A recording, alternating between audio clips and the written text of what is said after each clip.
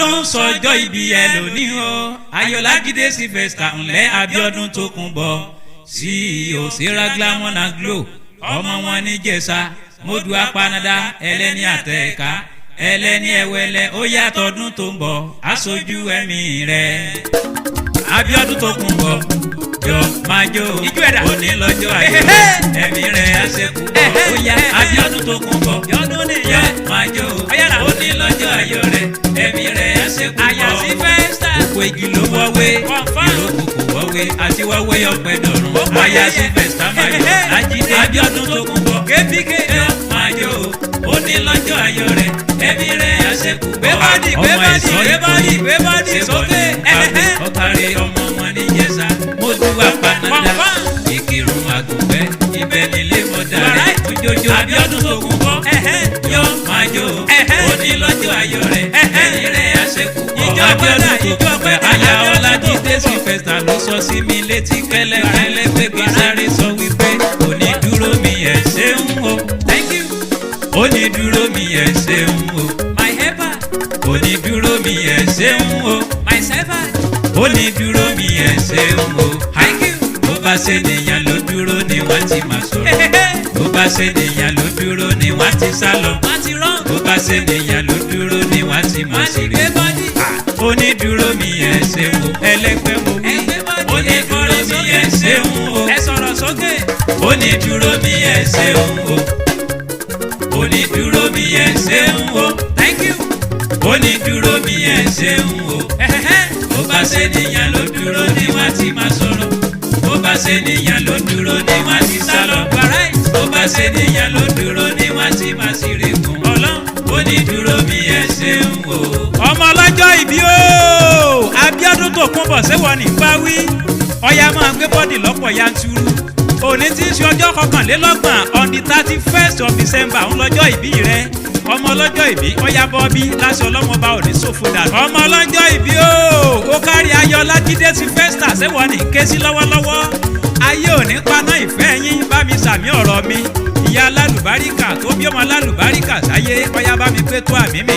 màmá Samuel ṣéwọ́ ní ké sí òòyà Jerimaya lórí ọmọ tó bí òní sòfò ọmọ ìbànújẹ́ òní ṣèwọ àtàwọn ọmọ àtọkọ bá mi sàmì ọ̀rọ̀ ìlọ́yà òdìlé bàbá rẹ̀ ńlẹ́ ọmọ ẹ̀ṣọ́ Ìkòyí o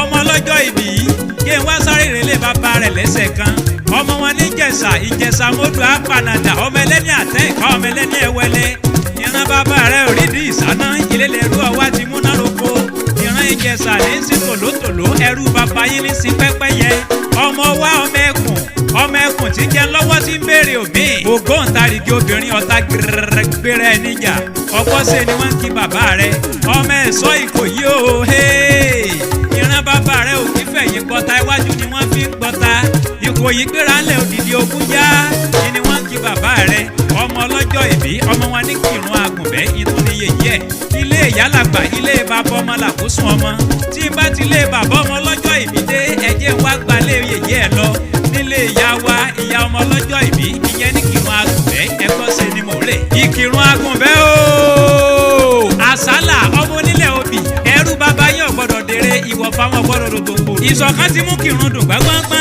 ọmọ ọlọ́jọ́ ìbí o bọ́ ọ bá sọdún èyí tán ó sẹ̀mí sí ọmọ àfọ̀jọ́ gbogbo dára bí egbin arẹwà lóbìnrin ẹwà tiwà tó ní ilé òfin bùmọ́ tó fi ń dá gbogbo ẹgbẹ́ rẹ̀ lọ́rùn ọmọ bí òsà sọ bí òsẹ́wù èèyàn bá bọ́ra lẹ̀ bí ọ̀bọ nìbárí bí kókó bí owó ìbápọ̀ lárọ̀ ọmọ ẹlòmíì ẹ bá dúpẹ́ lọ́wọ́ aṣọ ọmọ kẹ̀kẹ́ ta nínú aṣọ lè dìde èèyàn ṣé ni wọ́n ń kíyè yẹ. ọmọ ọlọ́jọ́ ìbí o Ayọ̀lájídé ṣéwọ́ ní ké sí lọ́wọ́lọ́wọ́ o Abíọ́dún Tókunbọ̀ ọmọ ẹ̀ṣọ́ Ìkòyí o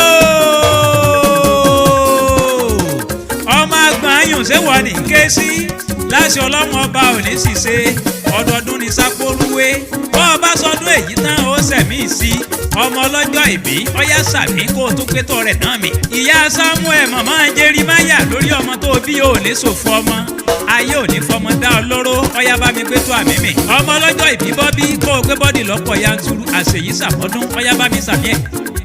Abíọ́dún sọ wípé ọ̀rọ̀ mi já sí yanu bẹ́ẹ̀ ni o ọ̀rọ̀ mi já sí yanu ọlọ́run ọ̀rọ̀ mi já sí yanu ó já sí yanu olúwa ṣe.